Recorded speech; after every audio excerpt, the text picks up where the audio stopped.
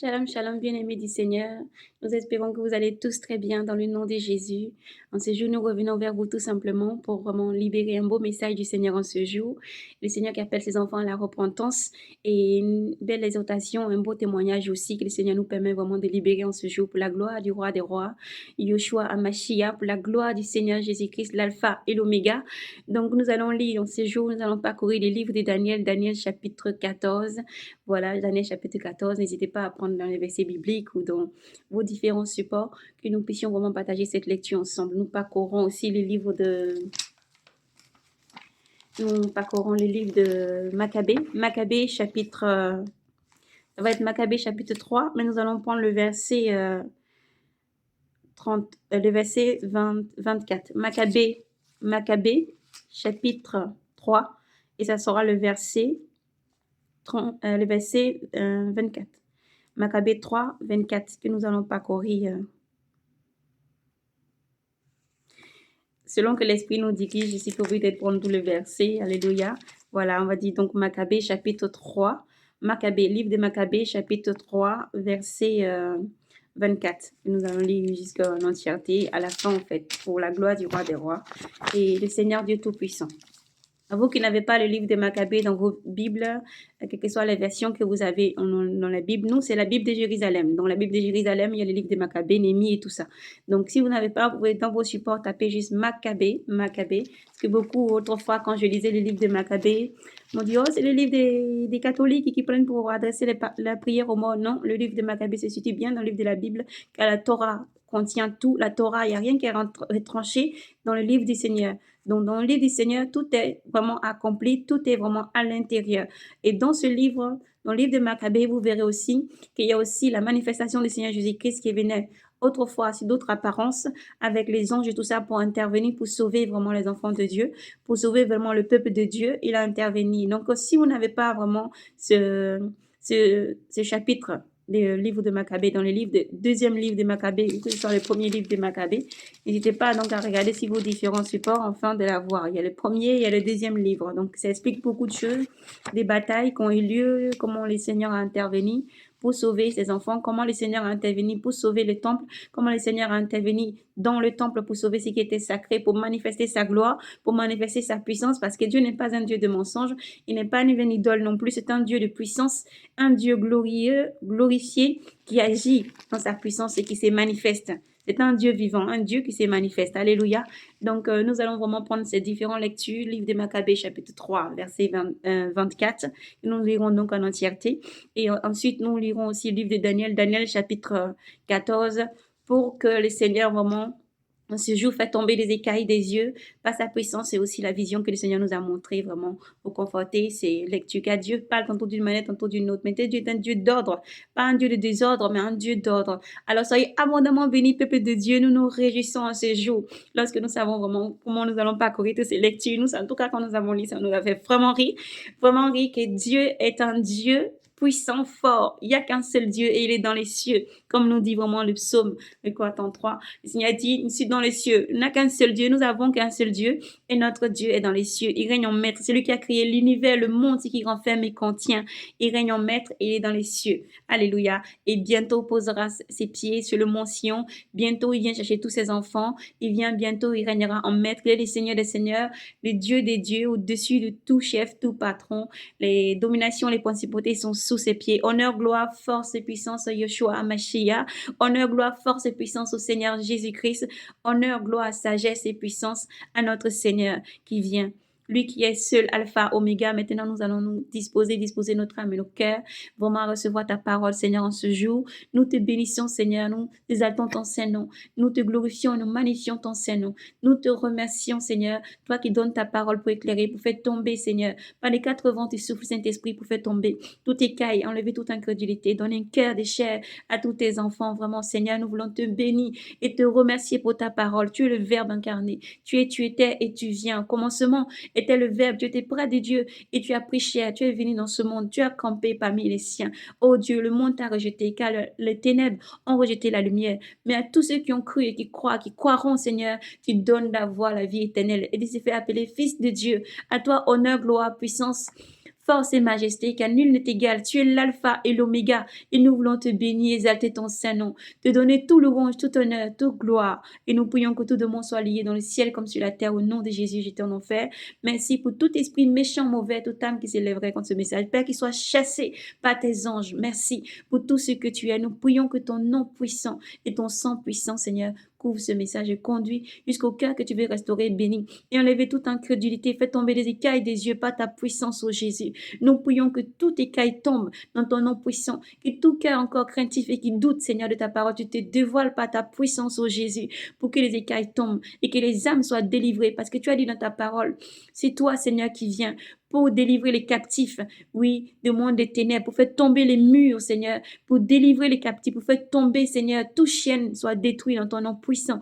Et nous prions dans ton nom souverain puissant. C'est toi, Seigneur, qui fais tomber les murs de Jéricho dans la vie de tes enfants et qui libère les âmes captives. Tu libères aussi, Seigneur, toute captivité, tous les captifs dans le monde entier. Tu fais tomber, Seigneur, tu as franchi. Tu dis dans ta parole, je suis le chemin, la vérité et la vie. Et je ne rejette pas celui qui vient à moi. Je ne rejette pas celui qui vient à moi. Quiconque croit soit sauvé, sera sauvé. Tu es l'alpha et l'oméga. C'est dans ton nom saint, Seigneur Jésus, que nous avons prié. Et nous prions que ce moment, Seigneur, soit couvert de ton sang, imprégné de ton sang, et que ta puissance au Saint-Esprit se manifeste à travers ce moment. Et nous voulons te bénir abondamment. Nous voulons élever nos voix et te bénir. Seigneur, que ton nom soit béni. Tu es Dieu saint. Père, tu as dit dans ta parole, dans le livre de l'Exode, chapitre 20, tu as dit, Seigneur, je suis le seul Dieu. Je suis ton seul Elohim. Écoute, ô Israël, je suis ton seul Dieu. Tu n'auras pas d'autre Dieu devant moi. Lorsque tu lèveras les yeux vers le ciel, que tu contempleras l'armée céleste qu'il y a, tout ce qu'il y a, tous les astres, tu les adoreras pas. Tu ne feras rien qui ressemble à ce qu'il y a dans le ciel, sur la terre, sous la mer, ni tout ce qui contient. Et tu ne prosterneras pas devant eux pour les adorer. Car moi, l'Éternel, ton Dieu, je suis un Dieu jaloux qui ne partage pas sa gloire, qui ne partage pas sa gloire, qui est un Dieu jaloux qui ne partage pas sa gloire. Alors, Père, nous voulons te bénir. Et tu es béni, Père, car tu bénis tous tes enfants. Tu dis qu'il fait miséricorde à tous ceux qui t'aiment sur des centaines, des milliards, des milliards, Seigneur. Et ceux qui te haïssent, Seigneur, à tout jamais sont maudits jusqu'à la 4e génération. Oh Dieu, viens briser les jougs en ce jour. Viens ouvrir les yeux en ce jour, Père. Nous prions que ta main puissante vienne briser les jougs, que les chaînes tombent dans ton nom puissant. Nous prions que les chaînes, les liens ancestraux, Seigneur, les principautés, les dominations, les autels soient renversés en ce jour. Nous prions que toute fondation de Baal, d'Astarté, Seigneur, soit renversée et brisée dans la vie de tes enfants en ce jour. Père, nous proclamons ton nom saint qui délivre. Nous proclamons ton nom saint, Seigneur Jésus-Christ, qui a franchi, qui délivre. Oh Dieu, jusqu'à la 4e génération qui fait grâce à tes enfants. Parce que tu es le seul Shaddai, Elohim. Tu es Yahvé Sabaoth. Tu es Yahweh, le seul Dieu qui délivre et qui a franchi, Père. C'est toi qui délivres tes enfants. C'est toi qui guéris. Et nous voulons te bénir et te dire merci. Merci infiniment. C'est toi qui délivres les esprits captifs, Père Saint, qui sont enchaînés partout dans les forêts, dans les arbres, dans les murs, partout ils sont, dans les puits, dans des bouteilles, dans les endroits. Oh Dieu, c'est toi qui libères les captifs par ta puissance. Nul ne te résiste lorsque tu t'élèves, tu combats, tu es l'alpha et l'oméga, le puissant guerrier, et nul ne t'égale lorsque tu décides d'affranchir tes enfants. Seigneur, tu as dit, je suis l'alpha et l'oméga, je tiens une clé. Lorsque j'ouvre une porte, nul ne peut fermer. Et les portes que tu ouvres, Seigneur, nul ne peut les fermer.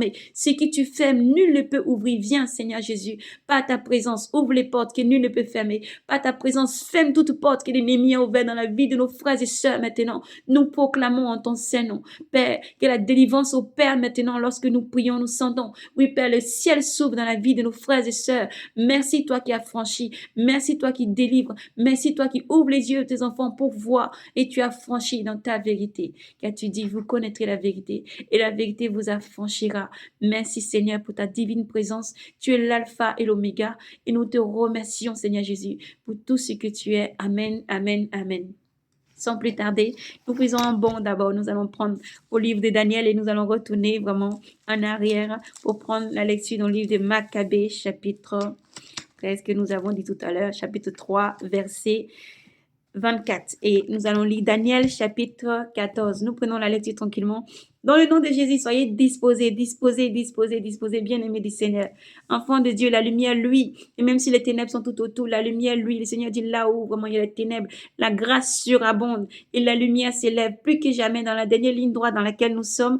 L'Éternel agit, il est puissant et palpable. Alors soyez prêts, bien-aimés du Seigneur, car le retour du Seigneur Jésus-Christ est là, est proche. Alors soyez prêts pour cet bel avènement. Soyez prêts en vous nourrissant de la parole, non du lait frélate, mais de la parole consistante.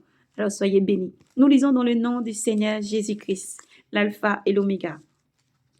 Le roi Assignash rejoignit ses pères et Cyrus le Perse lui succéda. Daniel lui vivait auprès du roi. Qui l'honorait plus que tout autre de ses amis.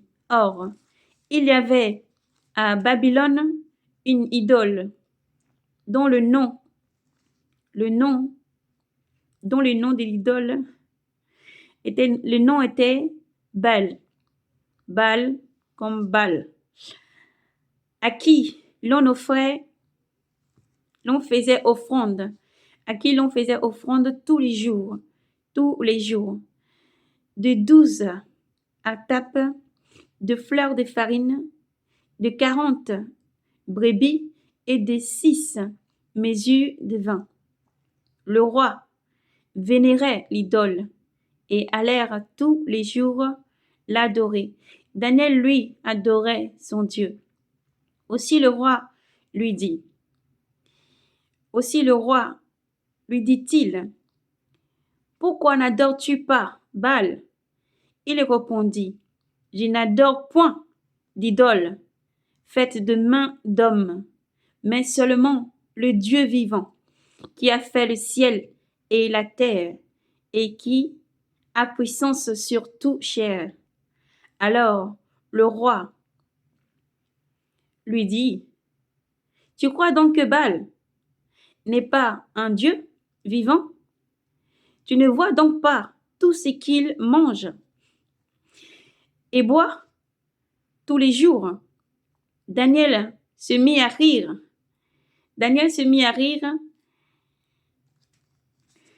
Ne t'y trompe pas, dit-il au roi. Au-dedans, c'est de l'argile et au dehors, du cuivre. Et ça n'a jamais rien mangé ni bu. Le roi se mit en colère. Il fit venir ses prêtres et leur dit, si vous ne me dites pas qui consomme cette nourriture, vous mourrez. Mais si vous prouvez que c'est bien Baal, Daniel mourra. Pour avoir blasphémé, Daniel dit au roi, qu'il soit fait selon ta parole. Ses prêtres étaient au nombre de 70. 70, sans compter les femmes et les enfants. Le roi se rendit donc avec Daniel au temple de Baal. Et les prêtres de Baal lui dirent,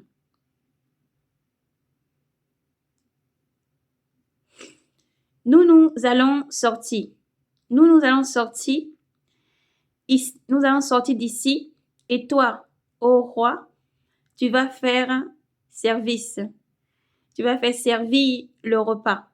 Tu vas faire servir le repas, offrir le vin mêlé, faire ensuite fermer la porte et sceller. Et celle-là de ton sceau. Quand tu viendras demain matin, si tu ne constates pas que tout a été mangé par Baal, la mort sera notre peine. Autrement, ce sera celle de ces calomniateurs de Daniel. Ils pensaient dans leur impudence à un passage secret qui avait été fait sous la table et par où il venait tous les jours emporter les offrandes. Quand il fut sorti et que le roi eut fait, il fermait, pardon, et que le roi eut fait servir Baal, Daniel fit apporter de la cendre. Daniel fut apporté de la cendre par ses serviteurs qui en recouvrit tout le sol. Ils ont recouvert tout le sol du temple sans autre témoin, sans un autre témoin que le roi. Puis il sortit, ferma la porte, la scella du sceau royal et s'en allèrent. Les prêtres vinrent la nuit, comme d'habitude, avec leurs femmes et leurs enfants. Ils mangèrent et burent tout. Le roi se leva très tôt le matin. Daniel aussi se leva très tôt le matin aussi. Le roi lui demanda, Daniel, les sceaux sont-ils intacts? Ils sont intacts, répondit Daniel. À peine eut-il ouvert la porte que le roi regarda la table et s'écria, tu es grand, Baal, et en toi nulle tromperie. Daniel se mit à rire et empêcha le roi d'entrer. Puis, avant de regarder donc le sol, regardez donc le sol, lui dit-il, examine, de qui sont ces traces de pas? Je vois des pas d'hommes, des femmes et des enfants, dit le roi. Et dit le roi, et plutôt furieux, il fit arrêter les prêtres avec leurs femmes et leurs enfants. Il lui montrant alors la porte secrète. Il lui montra alors la porte secrète par où il venait faire disparaître ce qui était sur la table. Le roi les fit mettre à mort et livra Baal à Daniel, qui renversa l'autel et son temple. Alléluia. Nous pouvons continuer. Encore un autre verset pour terminer le livre de Daniel. Alléluia. Gloire à Shaddai. Gloire à Yahvé Sabaoth. Il n'y a qu'un seul Elohim. Il y avait à Babylone encore un grand serpent. À Babylone, un grand serpent qui était aussi vénéré. Le roi dit à Daniel, vas-tu dire que c'est de l'airain? Regarde, il vit, il mange, il boit. Tu ne diras pas que ce n'est pas là un Dieu vivant. Adore-le donc. Daniel répondit, c'est le Seigneur, mon Dieu, que j'adore. C'est lui, le Dieu vivant. Ô roi, si tu le permets, je tuerai ce serpent sans épée ni bâton. Le roi le lui permit. Daniel prit alors de la poire,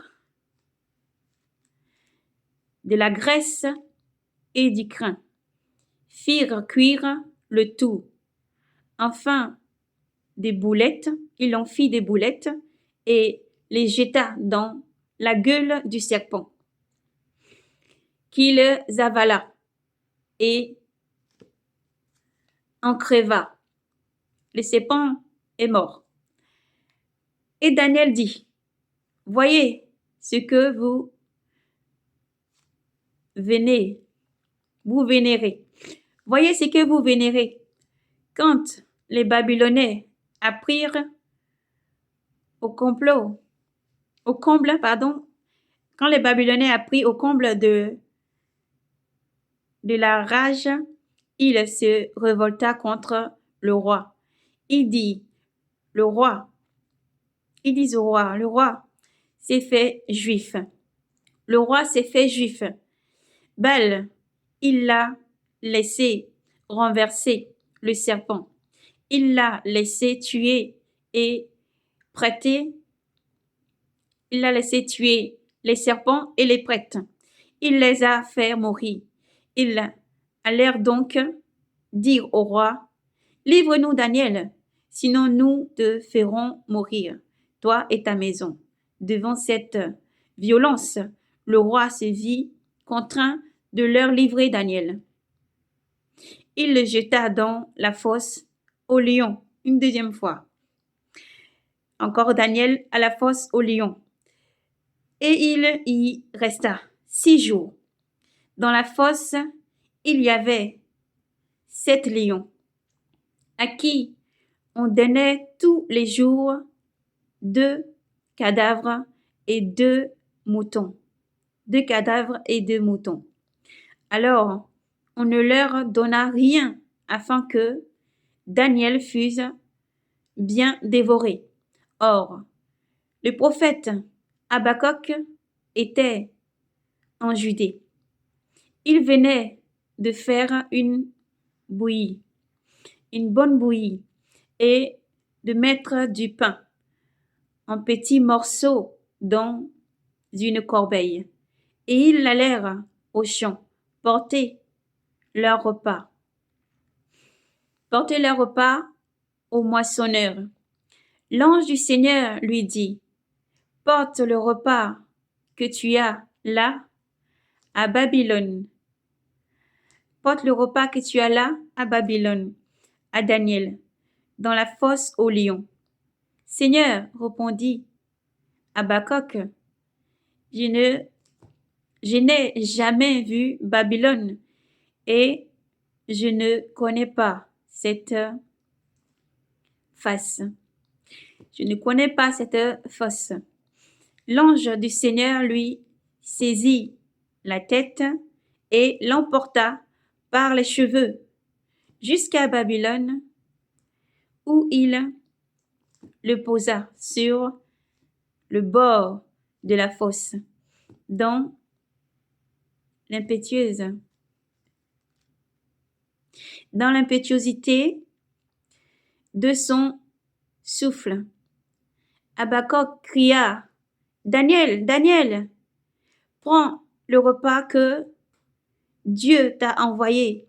Et Daniel dit, tu t'es souvenu de moi, ô mon Dieu, et tu n'as pas abandonné ceux qui t'aiment. Il se leva et mangèrent, tandis que l'ange de Dieu ramena aussitôt Habakkuk à son pays. Le septième jour, le roi vint pleurer Daniel. Il vint à la fosse et il regarda. Et voici que Daniel y était, assis, tranquillement. Alors il s'écria, tu es grand Seigneur Dieu de Daniel, et il n'est autre Dieu. Il n'y a d'autre Dieu que toi. Alléluia. Puis il vit sortir Daniel de la fosse, et il fit jeter ceux qui avaient voulu le perdre, lesquels furent aussitôt dévorés, lesquels font aussi dévorés par les lions. Alléluia. Dans le livre d'Habakkuk, vous verrez, Habakkuk en mentionne aussi vraiment que l'ange de Yahvé lui avait pris par un cheveu, le déplacé. Il est le Dieu éternel qui peut tout faire. Rien n'est impossible à Dieu, car ce qui lui plaît, il le fait. Gloire à Dieu. Nous prenons maintenant la lecture au livre de Maccabées, chapitre 3, verset 24, et nous lisons dans le nom de Jésus. Nous allons libérer la vision, le message du Seigneur en ce jour. Après, dans le nom de Jésus, nous lisons. Il était déjà là avec ses gens. Alors, pour tout avoir la lecture, gloire à Yahvé, nous allons prendre vraiment la lecture. Pour ceux qui ne connaissent pas vraiment le livre de Maccabée, et pour pouvoir comprendre qu'est-ce qui s'est passé avant. Comme nous avons des frères et des sœurs qui n'ont pas prendre forcément la lecture, vraiment sur les sports ou les trucs, vraiment, vaut mieux d'abord relater le pourquoi. Ceci a suivi après. Donc, nous allons lire la gloire du roi des rois. Donc, c'est ici l'histoire d'Héliodore. La venue d'Héliodore à Jérusalem. Maccabée chapitre 3, verset 1. Tandis que la ville sainte habitait dans une paix complète et qu'on y observait les lois le plus exactement possible, tandis que la ville était dans une paix et un calme et qu'on observait les lois le plus exactement possible à cause de la piété du grand prêtre Onias, le grand prêtre Onias et de sa haine pour le mal. Il arrivait que le roi eût même honoré les saints lieux, et il eut honoré les saints lieux, rehaussé la gloire du temple par des dons les plus magnifiques, si bien que Séleucus, roi d'Asie, couvrir de ses revenus personnels toutes les dépenses nécessaires au service des sacrifices. Mais un certain Simon de la tribu de Bilga instituait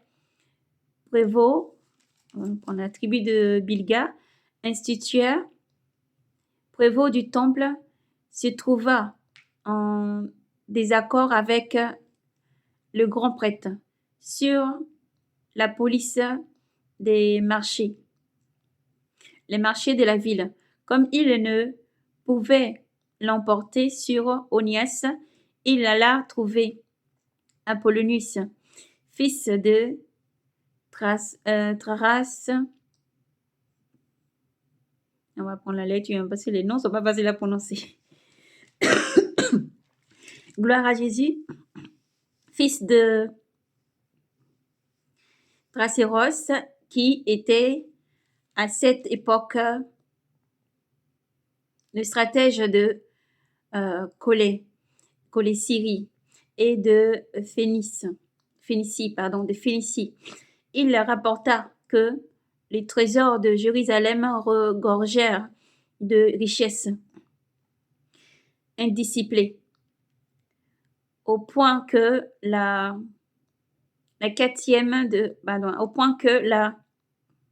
quantité des sommes en était incalculable et nullement en rapport avec le compte exigé par les sacrifices.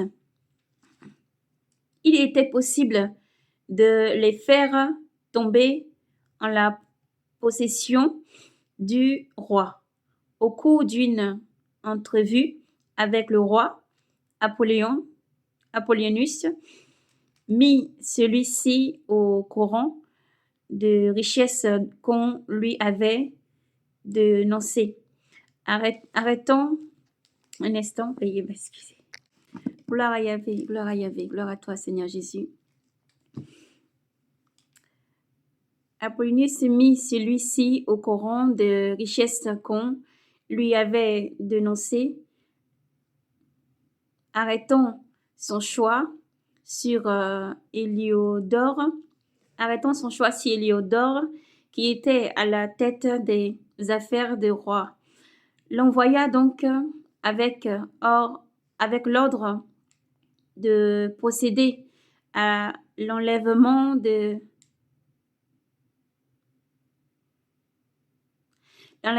sudites richesses.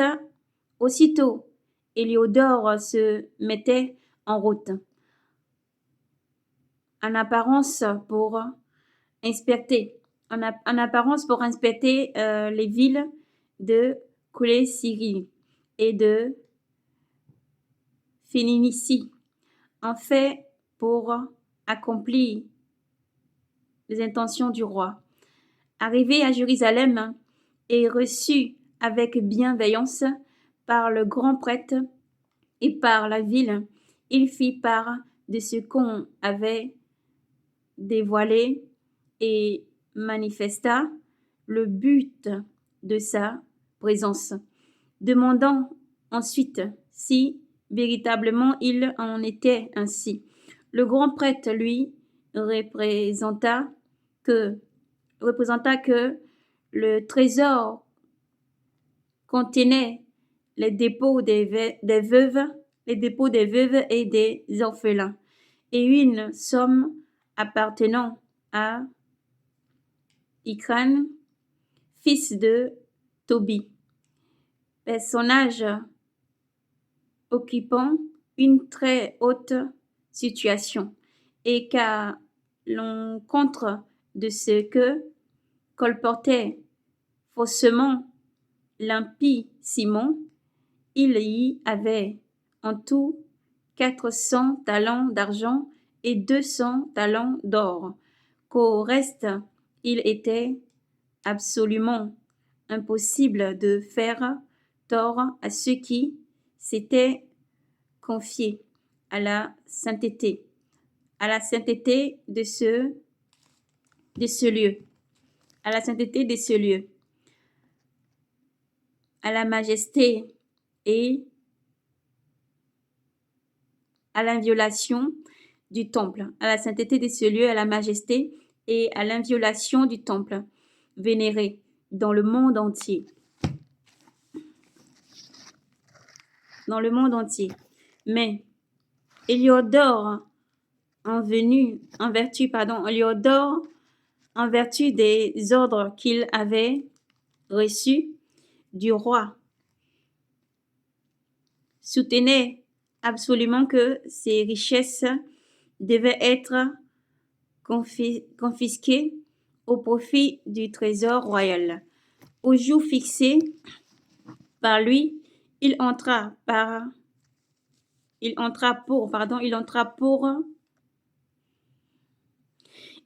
pour dresser un inventaire. Pour dresser un inventaire de ses richesses. Une grande anxiété régna dans toute la ville, revêtus de leurs habits on va prendre la lecture correctement, revêtus de leurs habits sacerdoto, oui, en effet, ça se prononce ainsi, sacerdoto,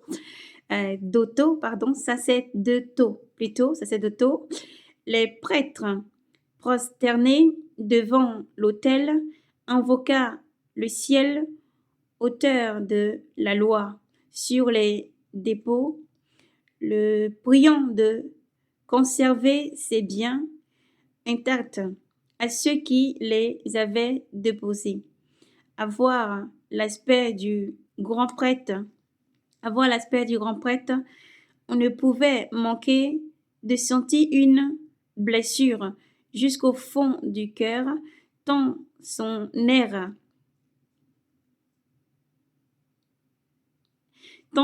et l'altération de son teint trahissaient l'angoisse de son âme. En proie à la frayeur et au tremblement dans tout son corps, cet homme manifestait à ceux qui le regardaient le souffrance installée dans son cœur.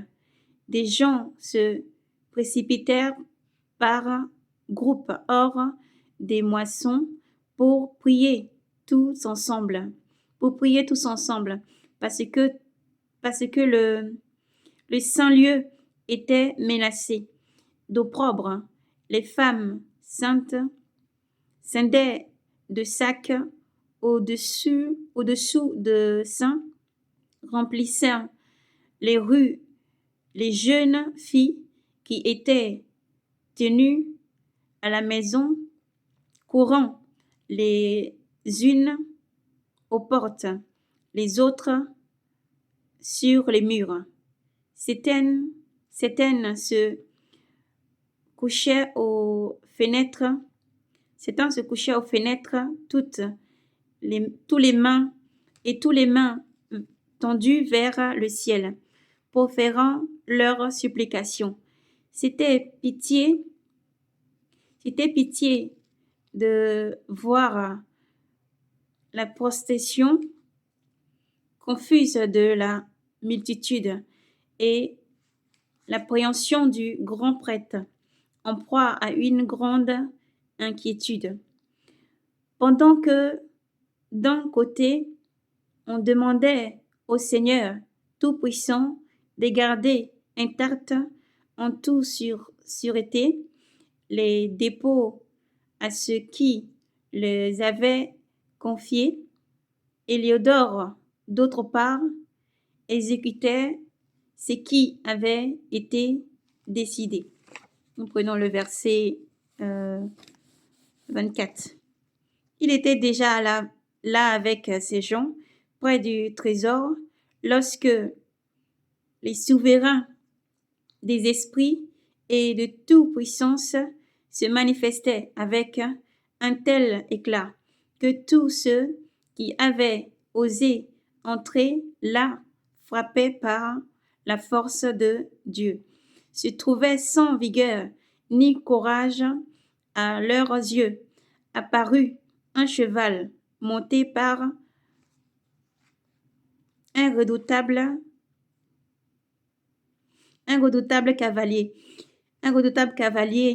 et richement caparaçonné,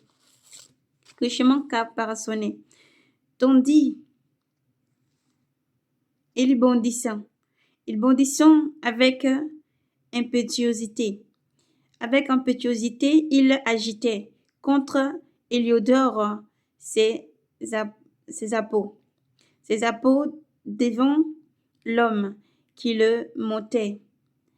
L'homme qui le montait paraissait avoir une armure d'or. Deux autres jeunes hommes lui apparurent en même temps, d'une force remarquable et éclatant de beauté, couverts d'habits magnifiques, s'étant placés l'un d'un côté, l'autre de l'autre. Ils le flagellèrent sans relâche, lui portant une grêle de coups. Héliodore soudain tombait. À terre furent environnés d'épaisses ténèbres. On le ramassa pour le mettre dans une litière, et ces hommes qui venaient d'entrer dans la chambre du trésor avec un nombreux entourage, et tous ces gardes du corps furent emportés, incapables de céder lui-même par des gens qui reconnaissaient ouvertement,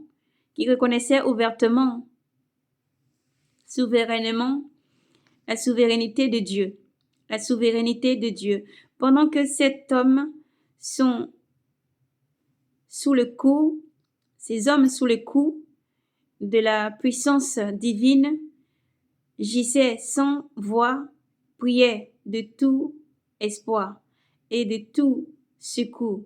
Les autres bénissaient le Seigneur qui avait miraculeusement glorifié son saint lieu et le sanctuaire qui un instant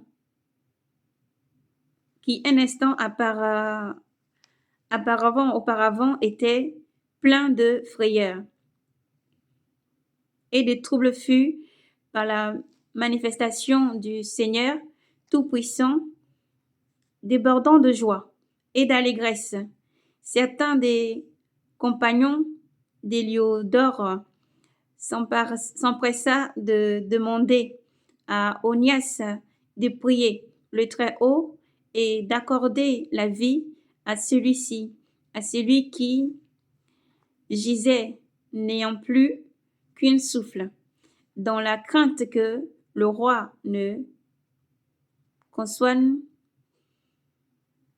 que le roi ne cautionne pas à Sarah les Juifs d'avoir joué un mauvais tour à Liodor. Le grand prêtre offrit un sacrifice pour le retour de cet homme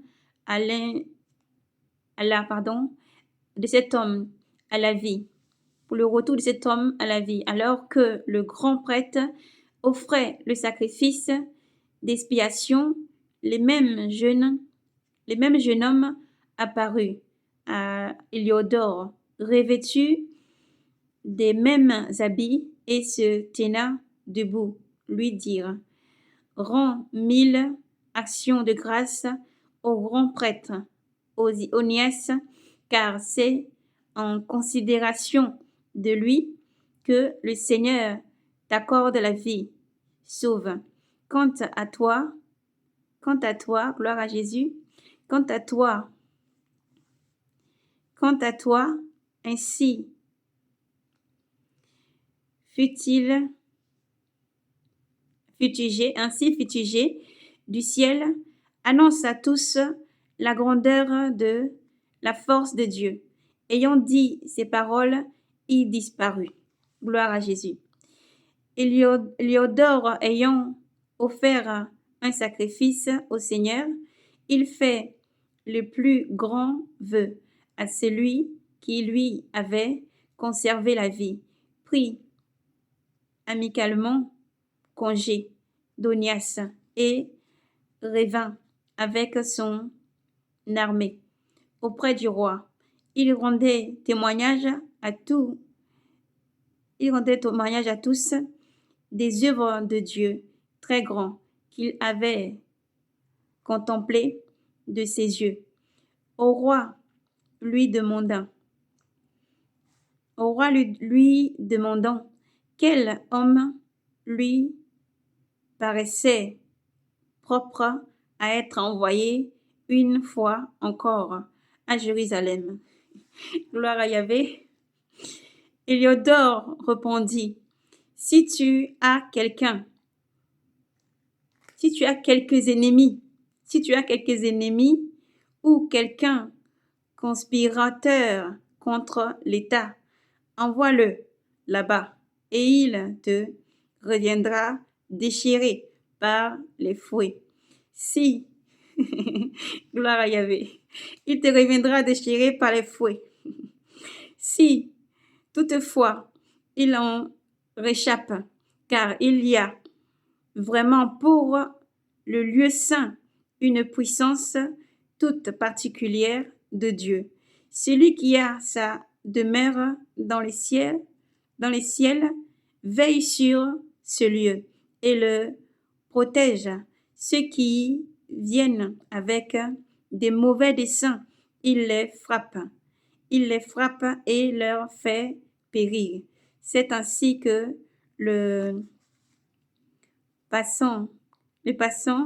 les choses relatives à Héliodore et à la sauvegarde du trésor sacré. Alléluia. Gloire à Yahvé. Donc, nous avons lu Maccabée chapitre 3. Et nous avons terminé sur le chapitre 3. Il faut le prendre en entièreté. Vraiment, en rapport avec le livre de Daniel que nous avons lu précédemment. Gloire à Yahvé. Donc Dieu est vraiment grand. Dans la vision que le Seigneur nous a montrée, gloire à toi Seigneur Jésus, dès que nous étions descendus, la vision s'est entamée rapidement. C'était une grande vision qui s'est ouverte d'un moment, après un temps vraiment que le Seigneur nous a ravis. Et nous voyons dans cette vision-là, d'abord, ça a commencé comme s'il y avait une apparence de quelque chose qui avait l'air d'un temple. Ça ressemblait à une grande bâtisse et une grande église, vous voyez, quelque chose de très, très, très grand.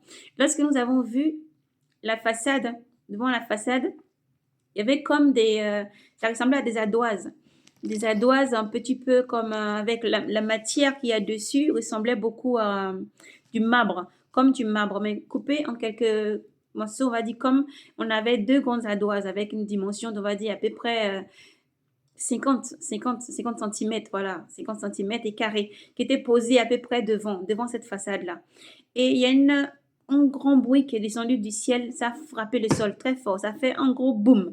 Lorsque j'ai vu le gros boom, j'ai vu comme si ma main elle avait touché l'un de ces choses qui ressemblaient comme à des ardoises, avec comme le marbre. Et ça a fait tomber. Lorsque ça a fait tomber, l'un des choses qui était devant la façade, derrière, il y avait des statues. Il y avait des statuettes qui étaient derrière. Il y avait des statues de différents, comme des saints avec des chapelets sur le cou. Comme certains, c'était comme les statues d'Astaté. Et voilà, c'était derrière vraiment la statue d'Astaté, etc. C'était derrière caché avec des marbres. Les marbres recouverts et cachaient ces statues-là qui étaient cachées derrière. Le Seigneur montrait dans la vision. Et la vision a changé d'un coup. J'ai vu comme une grande statue d'ange. Comme une grande statue, l'apparence de l'ange avait l'air comme un chérubin, très puissant, très grand. Et il avait son aspect et physiquement comme il était, il avait l'air de comme une grande statue à la fois. Mais la main droite frappait le sol, la main gauche était levée, la main droite frappait le ciel, il avait l'autre pied, le pied gauche levé, le genou droit baissé. La main droite frappait le sol, le genou droit en bas, le pied gauche relevé et la main gauche relevée avec les ailes déployées comme un chérubin, un grand ange. Et symboliquement, ça s'est déroulé comme si au sol, là où l'ange était descendu et la statue de l'ange était posée, au sol, on voyait comme une croix. Et ça fracassait, ça avait le boom qu'on avait entendu, ça avait fracassé. Et on voyait comme une croix qui était juste au-dessous, en dessous. Il y avait aussi d'autres choses et ces choses-là sont tombées. Lorsqu'ils sont tombés, symboliquement, j'ai entendu la voix du Seigneur aussi parler en même temps. Le Seigneur dit, je vous donne la puissance de fracasser ces ténèbres, de faire tomber, de renverser les autels de Baal et d'Astaté. Je vous donne la puissance de renverser ces autels. Voici ce qu'il a dit le Seigneur. Et nous avons compris que le grand boom que nous avons entendu, ce grand bruit, en tout cas, c'était l'ange du Seigneur qui descendait et qui fracassait vraiment le jugement de Dieu. Il dit, le jugement commence par l'Église. Son jugement commence par l'Église. À l'Église de se réveiller et de rester éveillée. Donc, pour tout ça, donc, nous avons parcouru le livre de Maccabée, le livre de Daniel tout à l'heure que nous avons lire. Daniel, tout à fait à la fin. La fin des livres de Daniel que nous avons vraiment parcouru à l'instant. Nous avons parcouru Daniel chapitre 14 que nous avons lu en entièreté. Le Seigneur nous parlait vraiment sur ces versets que nous avons vraiment pris. N'hésitez pas à les prendre tranquillement et à lire Daniel contre le Baal, vraiment, et aussi Daniel contre le grand serpent, vraiment, qui n'hésitez pas. Le Seigneur parle alors, le Seigneur dit à tous ses enfants de se repentir, tous ceux qui sont en train de s'agenouiller devant les idoles de se repentir. Ces idoles-là ne peuvent pas vous sauver. Ces démons ne peuvent pas vous sauver. Que ce soit un gros serpent, que ce soit ceux qui appellent vers l'Afrique ou ailleurs, des Mami Wata, des jeans, ou quoi que ce soit, ne peut pas vous sauver. Ce sont des démons. Alors repentez-vous, ne priez pas ces choses, ne rentrez pas en contact avec eux, car ils vous souilleront uniquement et ils vous conduiront en enfer. Alors repentez-vous. Si aujourd'hui tu entends ce message et que tu t'agenouilles encore devant les statues, quel que soit l'endroit où tu te trouves sur les statues, des personnages qui sont faits avec des images des génies, des choses de l'eau ou de quoi que ce soit, des montagnes ou peu importe, le nom que peuvent les donner leurs serviteurs, la parole dit que ceux qui les ont créés, ceux qui les ont façonnés de leurs mains, l'on viendra leur sort en sera comme de ce qu'ils ont créé de leurs mains, car en sculptant le bois, ils ont profané le bois, en leur donnant une forme, ils ont profané le bois que Dieu a vraiment créé sur la terre, car Dieu est maître de toute créature, Dieu est maître de toute création, Dieu a créé la forêt, la faune et la fleur pour l'épanouissement humain. Dieu n'a pas créé ces bois que vous voyez autour de vous, autour de nous, nous voyons, pour qu'ils soient scrutés, pour que l'être humain s'humilie devant, que ce soit du bois, de l'airain, du marbre ou quelle qu'en soit la matière, pour que l'être humain s'humilie devant. Dieu appelle ses enfants donc à la repentance. Donc voilà pourquoi le Seigneur nous a permis vraiment de parcourir ces différentes lectures. Dieu dit, je suis un Dieu saint, vous serez saints. Il n'y a qu'un seul vrai Dieu. Comme nous avons parcouru dans le livre de Daniel chapitre 14, nous voyons que le roi demande à Daniel vraiment d'adorer Baal. Et pourquoi il n'adorait pas Baal? Il ne se mettait pas à genoux, il n'adorait pas Baal. Baal qui était un vrai Dieu, à qui ils offraient vraiment des sacrifices, des litres de farine de fleurs, avec des mesures de vin et tout ce qui allait avec. Et après, ces personnes-là, ces prêtres, avaient fait un trou dessous la table, ils avaient fait un tunnel, un passage secret, où ils se rendaient vraiment dans ce temple-là pour aller voler la nourriture, pour se procurer la nourriture que les personnes faibles en foi, faibles, aveuglées par vraiment le manque de connaissances, car les paroles du Seigneur déclarent, mon peuple périt faute de connaissances. Ces personnes-là allaient et prenaient donc ces nourritures-là et allaient donc manger, eux, leurs femmes et leurs enfants. Et Daniel a dit au roi, moi je ne peux pas adorer ces dieux-là parce que ce n'est pas un Dieu. Moi, j'adore le Dieu véritable, celui qui a créé l'univers, le monde, ce qui renferme et contient. Et Daniel est parti avec le roi, comme nous pouvons voir encore, vraiment dans ce temple. Et le roi a dit à Daniel, voici, nous avons offert, le roi a offert tout ce qui les gens l'ont dit, les prêtres l'ont dit, mais allez avec Daniel, nous on va sortir, mais avec Daniel, il faut offrir les sacrifices, il faut tout faire comme ça. Au moins quand il sort, ils ont l'air crédibles parce qu'ils sont sortis. Ils ne sont pas à l'intérieur pour voir ce qui s'y passe par de suite. Et ils sont sortis. Le roi avec Daniel a fait tout ce qu'il avait fait. Daniel demandait au roi, on ressort. Daniel appela ses hommes. Ils ont mis de la farine tout simplement. Ils n'ont pas besoin de détecteurs de mouvement ni de quoi que ce soit. Alléluia. Voilà. Ils ont mis de la farine partout, tout partout, vraiment sur le sol. Le sol était juste recouvert tout simplement de farine. La farine qu'ils offrent à leur Dieu. Non, le sol était tout simplement recouvert de farine. Et lorsque le sol était recouvert de farine, eux, ils sont sortis. Bien sûr, on pense que le roi est sorti en marche arrière avec Daniel. Ils ont bien imbibé, voilà, le sol de farine. Et le roi a posé son seau, voilà, sur la porte. Ils ont refermé la porte, ils sont partis. Le lendemain, le roi s'est levé en hâte et allait demander à Daniel, Daniel, est-ce que la porte est toujours scellée? Daniel répondit, oui, la porte est scellée.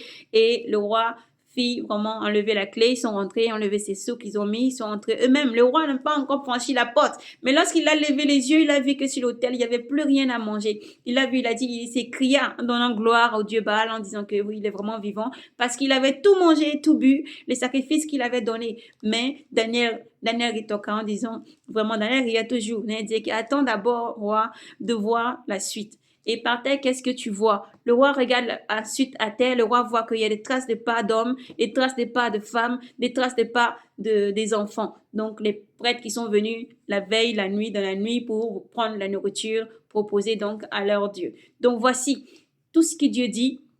Dans ce que nous devons vraiment retirer en ce jour que Dieu dit vraiment, c'est que n'idolâtrez pas. Le Seigneur dit n'idolâtrez pas parce que je suis le seul vrai Dieu et je suis un Dieu jaloux. N'idolâtrez pas, votre âme est chère.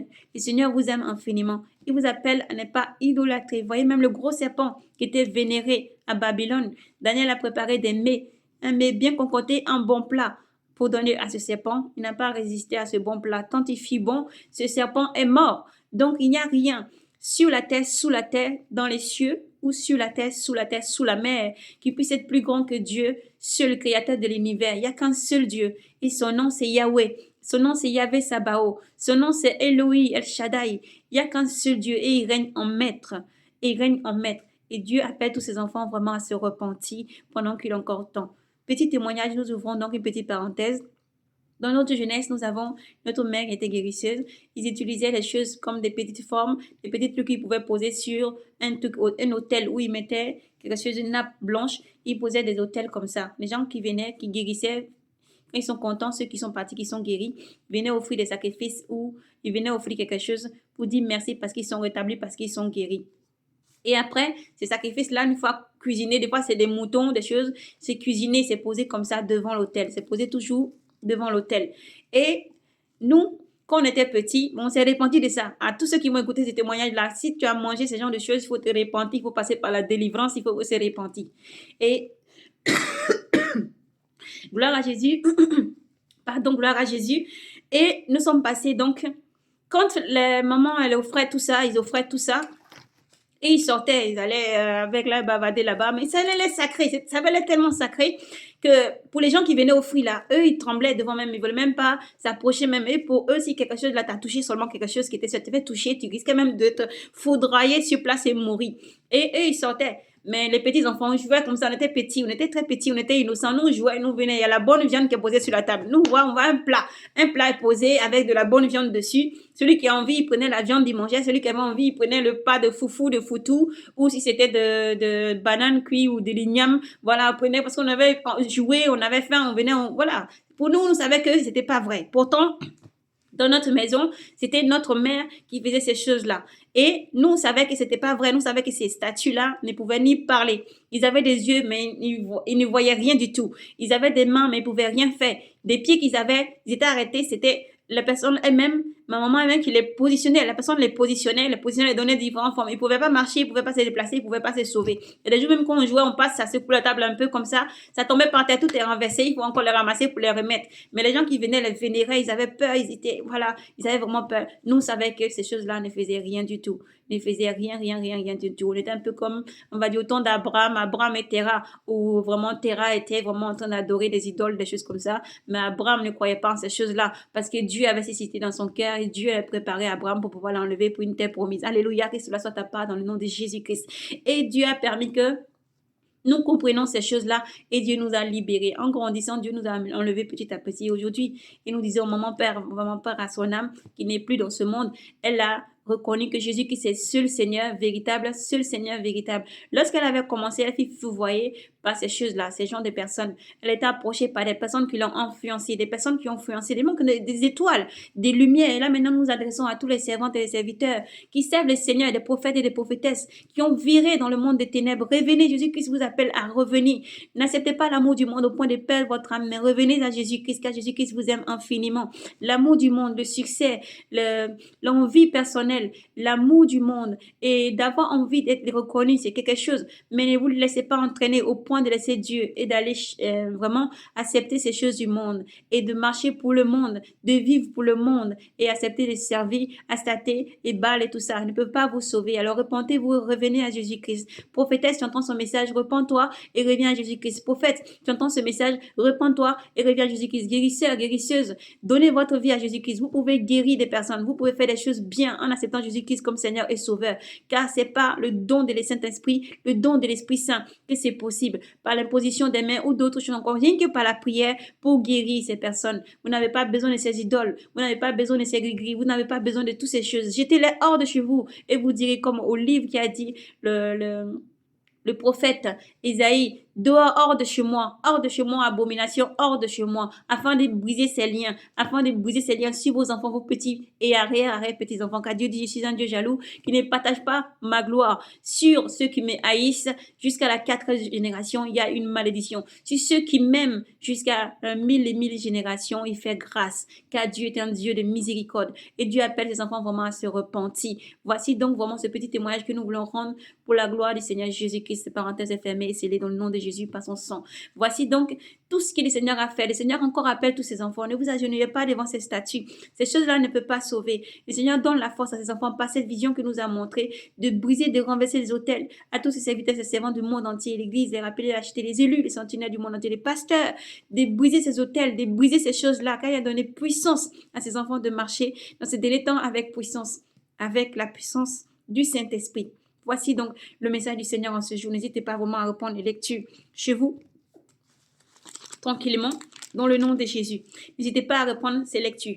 Vraiment, et à tous ceux et celles, ce n'est pas la peine de nous écrire. Même je dirais à ceux qui vont venir dire que c'est des livres de Maccabée et les livres des catholiques. Ce n'est pas les livres des catholiques. Les catholiques n'ont pas écrit Maccabée. Maccabée il existait en son temps. Et c'était bien un juif. Un juif qui vraiment a fait beaucoup de choses là que vous lirez, parce que dans beaucoup de versions de la Bible, sans vraiment critiquer, que Dieu bénisse tous ceux qui écrivent la Bible et Dieu donne encore force et courage à tous ceux qui traduisent encore partout dans le monde entier. Chaque version est différente. Cette version comprend toute la Torah en entièreté. Rien n'est retranché, rien n'est enlevé, rien n'est rajouté.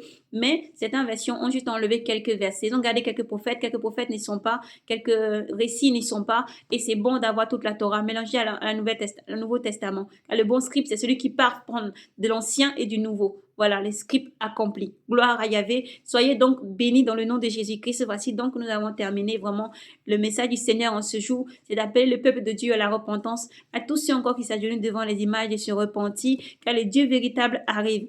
Comment nous avons lu encore le grand prêtre Onias, qui avait besoin de faire les sacrifices et tout ça. Mais lorsqu'il prie, vraiment, il prie qu'il revienne au Dieu, il s'humilie devant Dieu et qu'il s'humilie devant la main de l'Éternel et qu'il lève la main vers Dieu et qu'il demande pardon à Dieu pour tout et Dieu entend son peuple et Dieu agit. Vous voyez, au livre de Maccabée, pourquoi nous avons vraiment cité ce livre et l'avons vraiment parcouru et l'avons lu. Ce livre de Maccabée, le cavalier sur ce cheval avec l'armure en or, c'est Jésus-Christ. C'est lui. Là, à l'époque, à cette époque, et encore maintenant, beaucoup l'appellent l'ange de Yahvé, l'ange de Yahweh, l'ange de Yahvé, l'ange de Yahweh, celui qui parlait encore à Josué en disant, il a pris la parole en disant à Josué, disait à tous ceux qui étaient autour de Josué, en disant vraiment dans le livre de Zacharie 3, Zacharie 3, il disait vraiment, enlevez-lui vraiment les vêtements qu'il a sur lui, enlevez-lui tous les vêtements sales qu'il a sur lui, et il disait à Josué, voici je te revêts de vêtements, bien dit qu'il mettait une tiare sur sa tête, revêtez-le d'habits, de chaussures, de bagues, tout ce qu'il a demandé, ils l'ont fait. Il a la parole, il est la parole, il est le verbe incarné. Au commencement était la parole était avec Dieu, la parole était Dieu, et la parole est venue dans le monde, et la parole prêchait, la parole a prêché, la parole a marché et a campé parmi les enfants de Dieu. Comme on commence le livre de Jean, Jean nous dit, au commencement était le verbe, et le verbe était auprès de Dieu, et le verbe était Dieu. Il était au commencement auprès de Dieu. Tout fut par lui, et sans lui rien ne fut. Ce qui fut en lui était la vie, et la vie était la lumière des hommes. Et la lumière, lui dans les ténèbres, et les ténèbres ne l'ont pas saisi. Il y eut un homme envoyé de Dieu. Son nom était Jean. Il vint pour témoigner, pour rendre témoignage à la lumière, afin que tous crussent par lui. Celui-là n'était pas la lumière véritable. Il n'était pas la lumière, lui, il n'était pas la lumière, mais il avait à rendre témoignage à la lumière. Et il était la lumière véritable qui éclaire tout homme venant dans le monde. Il était tout dans le monde. Il était dans le monde et le monde fut par lui. Et le monde ne l'a pas reconnu. Mais à tous ceux, mais la lumière fut par lui, le monde fut par lui, le monde fut par lui, il est venu chez lui et les siens ne l'ont pas accueilli. Mais à tous ceux qui l'ont accueilli, il a donné pouvoir de devenir enfants de Dieu. À ceux qui croient en son nom, eux qui ne fut engendré ni du sang, ni du vouloir de la chair, ni du vouloir de la chair, ni du vouloir d'un homme, mais de Dieu. Et la lumière et le verbe, et le verbe est la lumière, et le verbe s'est fait chair, et il a campé parmi nous, et nous avons contemplé sa gloire, gloire qui tient du Père comme unique engendré, plein de grâce et de vérité. Jean lui rend ce témoignage et s'écrit, c'est lui que j'ai dit, celui que j'ai dit, celui qui vient derrière moi, le voilà passé devant moi, car avant moi, il était. Oui, de sa plénitude, nous avons reçu grâce pour grâce, car la loi fut donnée par l'entremise de Moïse. La grâce et la vérité adviennent par l'entremise du Seigneur Jésus-Christ. Nul n'a jamais vu Dieu. Le Fils unique engendré, qui est dans le sein du Père, lui l'a fait connaître. Alléluia, gloire à Jésus. Alléluia, alléluia, alléluia. Gloire, force et puissance au Seigneur Jésus. Il est, il était et il vient. Il est l'unique aussi où on nous parle dans le livre des Hébreux, dans le livre de... Lorsque vous parcourez le livre de Paul, vous verrez à la fin, Paul nous dit aussi au livre des Hébreux, vraiment le Seigneur Jésus-Christ est l'unique sacrificateur qui se tient devant Dieu et qui vraiment seul fait toutes choses pour la gloire et devant Dieu, celui qui témoigne de toutes choses. Gloire à Jésus. Voilà, vous pouvez lire au livre de Hébreux, Épître aux Hébreux, chapitre 13, vous pouvez vraiment parcourir et voir que le Seigneur est seul. Nous prenons juste une petite lecture à partir du verset 7, Hébreux 13, 7. Souvenez-vous de vos chefs et qui vous ont fait entendre la parole de Dieu et considérez-y de leur carrière imite de leur foi, imiter leur foi, Jésus-Christ est le même hier, aujourd'hui. Jésus-Christ est le même hier, aujourd'hui. 13, chapitre 13, verset 8. Jésus-Christ est le même hier, aujourd'hui et pour les siècles des siècles. Ne nous laissons pas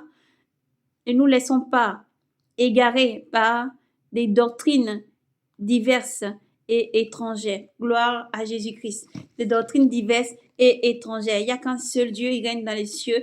Il y a un seul Fils qui est à la droite du Père et son nom c'est Yoshua Hamashiach. Son nom c'est Jésus-Christ et il vient.